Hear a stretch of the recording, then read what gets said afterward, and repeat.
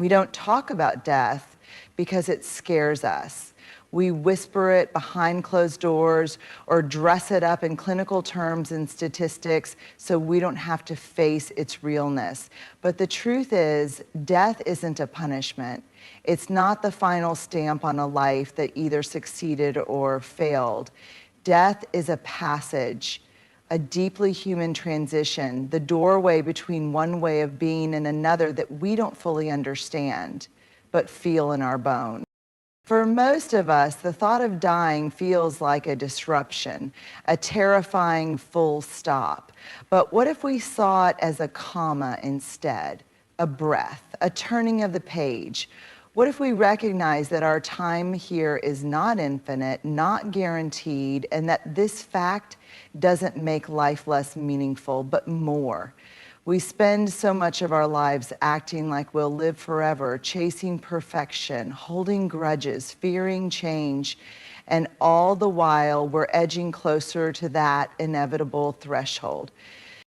There's a moment that comes when we realize we're not in control the way we thought we were. Maybe it's a diagnosis, maybe it's the death of someone close, maybe it's just waking up one day and realizing you're not the person you used to be. These moments crack us open, not to break us, but to make space for truth, for acceptance, for preparation. Death is not out to get us. It's not lurking in the shadows to punish us for mistakes or imperfections. It's part of the design. And while we can't predict when or how it will come, we can decide how to meet it with awareness instead of avoidance, with reverence instead of resistance, with the kind of courage that comes not from strength, but from softness, from surrender. Recognizing that death is closer than we think is not about panic. It's about presence.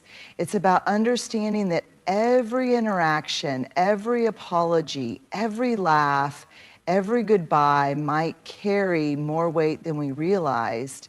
And instead of letting that crush us, we can let it carve out space in us, space for meaning, for connection, for preparing our souls, not in fear, but in love. There comes a time, for some gradually, for others all at once, when the things that once felt so urgent begin to loosen their grip. The noise of the world, the pressure to keep up, the need to prove yourself, the craving for more, it all starts to feel quieter. Not because you've given up, not because you're depressed or detached, but because your soul might be preparing for something deeper, something sacred. We live in a world that tells us to hold on, cling to success, cling to youth, cling to titles, roles, approval, and stuff. And for a long time, that seems like the way to live, to build, to accumulate, to become somebody. But when the soul begins to sense its coming shift, there's a letting go that starts to take place. Not forced, not dramatic, just a gentle loosening. Maybe your attachment to achievements begins to fade, the trophies gather dust, the accolades don't land the same way, or maybe the pull of material things, the house, the car, the endless upgrades, just doesn't hold the same shine. You might notice that you're more drawn to simple things, a quiet conversation, the warmth of sun on your face, the sound of birds in the early morning. Things you once overlooked become sacred. And the sacred things, they become essential. This detachment isn't cold. It's not about shutting people out or disengaging from life. It's about clearing space. When the soul prepares for what's next, it often begins by cleaning house, emotional house, spiritual house. The old ego drum and narratives start to fall away. The ones that told you you weren't enough unless you were busy, admired, or productive. And in that falling away, there's often a surprising feeling, peace. You might not be able to explain why you're no longer chasing the same dreams. You might feel a strange but beautiful acceptance rising in you, not passivity, but presence.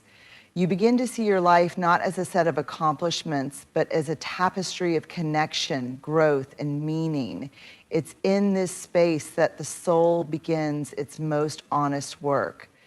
The quiet release from the things that once anchored you to this world makes room for what lies beyond it. And while the mind may not understand it, the heart does. The heart always knows when the soul is stretching toward home. This detachment is not a failure of interest or effort. It is an invitation to turn inward, to reflect, to listen, to begin the sacred work of making peace with your life, your choices, and your story as you prepare, not to disappear, but to transform. It may seem surprising, even contradictory, but as death approaches, many people experience a strange and powerful sense of clarity. Not confusion, not chaos, but a deep, almost unshakable calm. It doesn't always happen, and it doesn't look the same for everyone, but when it does, it can feel like the soul pulling all its scattered pieces home for one last deep breath. This clarity isn't intellectual. It's not about suddenly understanding the meaning of the universe or finding all the right answers. It's quieter than that. It's more embodied. It's the kind of clarity that rises up when the noise of fear and distraction has finally fallen away. You stop fighting, not because you've lost, but because you've surrendered to something bigger, more timeless, more whole. People often describe this moment as a lifting of the fog, a softening. Things that once seemed complex and overwhelming become simple, not easy necessarily, but stripped down to their essence. Love, regret, forgiveness, beauty, the feel of a hand in yours, the sound of laughter from another room, the weight of your own breath, heavy and precious. You see your life more honestly. You remember what truly mattered. And sometimes in that moment, people smile, not with their mouth, but with their spirit. They know. We're so used to thinking of death as a moment of fear and pain, but what if we allowed space for the truth that sometimes it's also a moment of beauty, a moment when everything that's heavy falls away and only what's essential remains. This clarity, this peace is not an ending. It's the soul's way of whispering, I'm ready. And when you feel it, whether in yourself or in someone you love, don't explain it away. Sit with it. Honor it. That peace is not emptiness. It's presence. It's the threshold of eternity. When the soul begins to sense the nearness of its departure from the body, something shifts, not just in the body, but in the heart. What once felt buried, distant, or too painful to face starts to rise, and not with judgment or vengeance, but with clarity, with urgency, with grace. People often speak about having their life flash before their eyes, but it's not always a highlight reel of big accomplishments. More often, it's faces, conversations, moments of rupture or regret, a look you gave that wounded someone, a silence that grew into distance, a goodbye that was never said. And suddenly, those moments matter more than almost anything else, not because they define us, but because we long deeply and urgently to make them whole. This instinct to seek forgiveness is not weakness, it's wisdom. It's the soul trying to return to alignment before it lets go. There's something inside us that knows we were not meant to carry bitterness to the other side, that knows love is our native language even when we've forgotten how to speak it. And forgiveness, whether you're giving it or asking for it, is rarely clean or comfortable. It doesn't always come with tidy resolutions or happy endings. Sometimes it means making a phone call after years of silence and simply saying, I wish I had done better. Sometimes it means looking someone in the eye and naming what you did, not to explain it away, but to own it. Sometimes the other person isn't willing to meet you there. Sometimes they've already passed on. But even then, there's still work the soul can do, because forgiveness isn't always a transaction, it's a release. Revisiting unresolved relationships also includes the one we have with ourselves. There comes a moment when you might find yourself replaying the story of your own life, noticing where you were too harsh, where you betrayed your own needs, where you abandoned parts of yourself just to survive. And just like with others, your soul may start urging you to make peace, not through denial, but through compassion. This isn't about rewriting the past. It's about reclaiming integrity before we leave. Wholeness doesn't mean perfection. It means facing what is true and tending to it with love. And when this process begins, and when that urgency rises, you'll notice it's not about ego anymore. You don't care about winning the argument. You don't need to be right. You just want to be free. You want to leave with a lighter heart and fewer walls. If you feel this pull to call, to write, to speak, to cry, to say, I'm sorry, or I forgive you, don't wait. That's not weakness. That's the soul doing its most sacred work. And if you're the one being asked for forgiveness, try to meet that courage with grace. Even if it doesn't heal everything, it honors the journey. It honors the humanity of both of you, because when all is said and done, what we carry into death is not our reputation, not our resume, not our pride, but the state of our hearts. And the soul longs more than anything to go home unburdened. Moments of deep stillness, where you feel both present and detached, may signal spiritual preparation. There are moments, often quiet, often unexpected, when everything slows down. Not just your schedule or your surroundings, but something inside of you. Your thoughts don't race the way they used to. Your emotions aren't pulling you in every direction. There's a kind of stillness that settles into your chest. You're awake, you're alert, but you're also different. These moments don't feel like sleep or numbness. They feel like pause, like being between heartbeats, between chapters. And in those moments, you might find yourself watching life unfold around you with a strange kind of clarity and softness. The world hasn't changed, but your relationship to it has. You're present, fully aware of the people around you, the light through the window, the sound of your own breath, and yet part of you also feels slightly removed, as if you're observing it all from just one step back. This is not disconnection, it's preparation. Spiritual teachers across cultures have spoken about this double awareness, where the soul begins to hold two truths at once. I am here and I am almost gone. It's not morbid, it's not melancholic, it's sacred. The stillness that comes in these moments isn't about shutting down. It's about waking up to the fact that the life you've lived is making its final turn, not toward an end, but toward a return. For some people, the stillness feels like peace. For others, it may carry a little grief or quiet wonder. It's as if your soul is beginning to withdraw just enough to see the bigger picture. You might notice you're less reactive, less interested in things that used to pull you into drama or urgency. You're not in a rush anymore.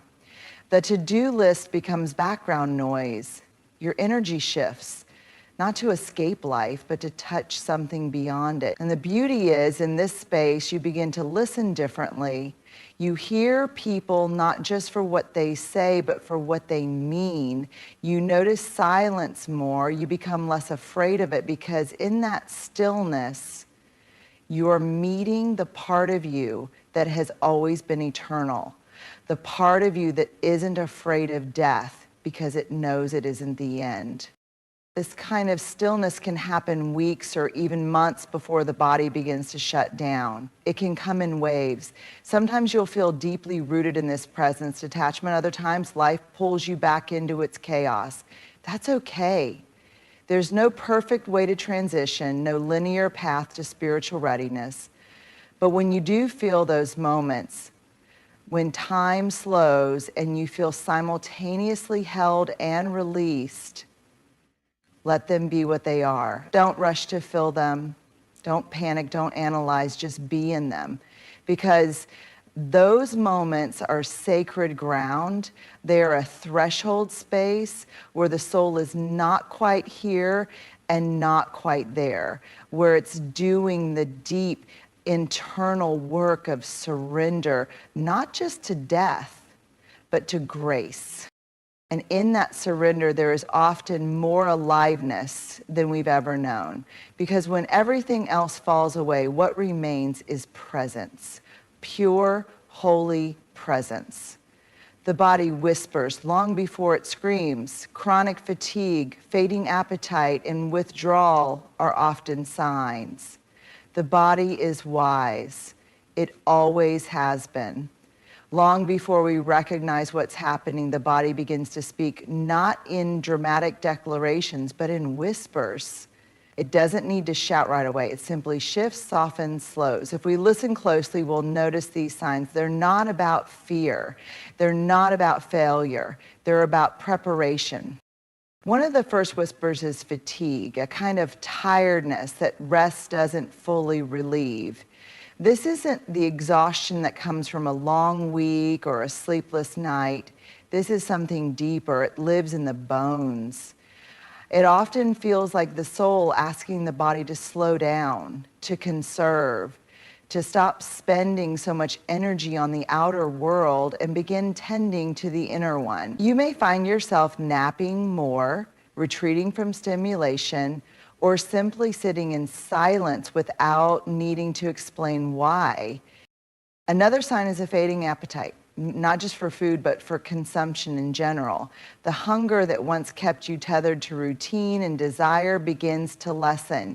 You're no longer chasing flavor, noise, or novelty the way you once did. Even the body's relationship to food becomes sacred, less about sustenance and more about simplicity. You may find yourself craving lighter meals or forgetting to eat at all. This isn't negligence, it's transition. The body is slowly beginning to release its hold on this world, and in doing so, it requires less and less from it. And then there's withdrawal. Not isolation out of despair, but solitude that feels instinctive. You may pull back from conversations that once felt necessary. Crowds might feel overwhelming. Small talk may lose its flavor. You might long for the company of just a few trusted souls, or sometimes just yourself. This isn't about shutting people out. It's about turning inward. The soul, preparing for its passage, often invites you into this quiet space where reflection, reconciliation, and presence can take root. For loved ones observing these shifts, it's important to remember withdrawal doesn't always mean sadness. Silence doesn't always mean suffering. Often, it's the body doing what it knows how to do. Protect, prepare, and preserve. It's not giving up, it's giving over. It's making space.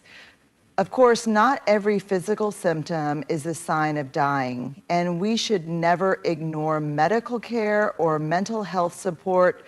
But when these signs come in a way that feels rooted, quiet, and persistent, when they show up alongside emotional and spiritual changes, it's worth listening. We live in a culture that tells us to push through, to override pain, to hustle. But the body isn't something to conquer, it's a sacred partner. And when it starts whispering through fatigue, appetite, withdrawal, it's inviting us to pause, to listen, to soften. because those whispers are not just signs of death approaching, they're invitations to live the final stretch with intention, to slow down enough to make meaning, to stop long enough to say the words that matter, to leave this world the same way we entered it, slowly, gently, and wrapped in wisdom. If we strip away all the noise, all the rituals and traditions and doctrines, preparing your soul for what comes next isn't about being perfect. It's not about having memorized every sacred text or checking off a cosmic list of moral achievements. It's not about being fearless. It's about showing up raw, real, and ready with honesty, humility, and heart. Honesty begins with telling the truth about your life, not the polished version, not the story you crafted to survive, the truth, the mess and the beauty, the love you gave freely and the love you withheld, the ways you tried, the moments you failed, the places where you pretended, and the places where you were brave enough to be real. Preparing your soul means letting those truths surface without flinching, not to condemn yourself, but to free yourself. When you speak the truth, even if it's just to your own soul, you clear a path, you create space for grace to meet you. Humility is not about shame, it's not shrinking or thinking less of yourself. Humility is standing in the fullness of who you are and saying, I am human. I've hurt and I've healed, I've fallen and I've risen. I've been afraid and I've found courage anyway.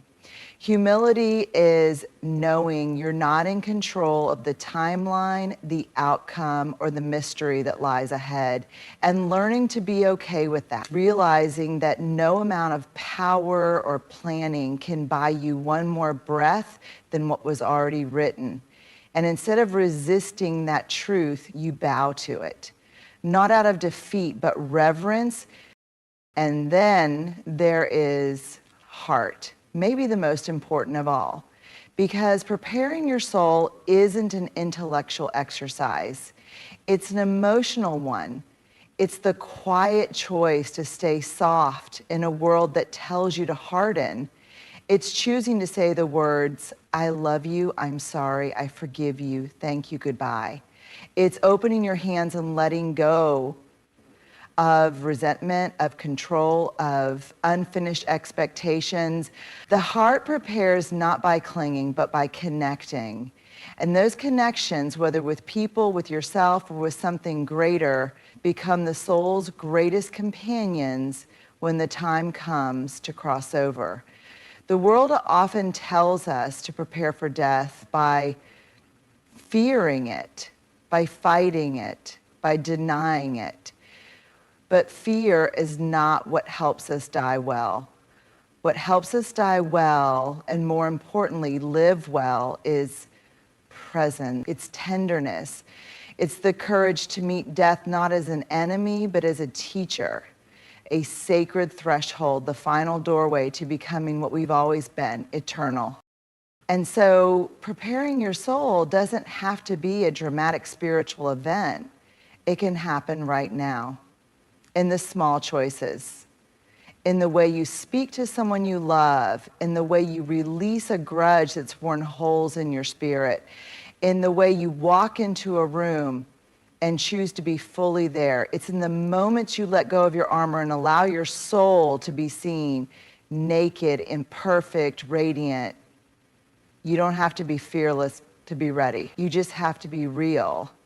The soul doesn't need perfection. It needs truth. It needs surrender. It needs love.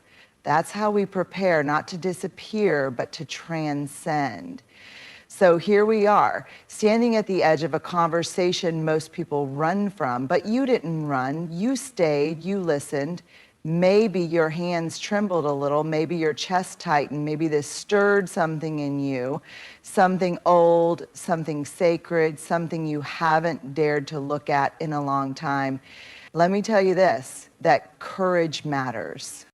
Talking about death, really talking about it, isn't morbid, it's not defeatist or dark, it's honest, it's human, and in many ways it's holy.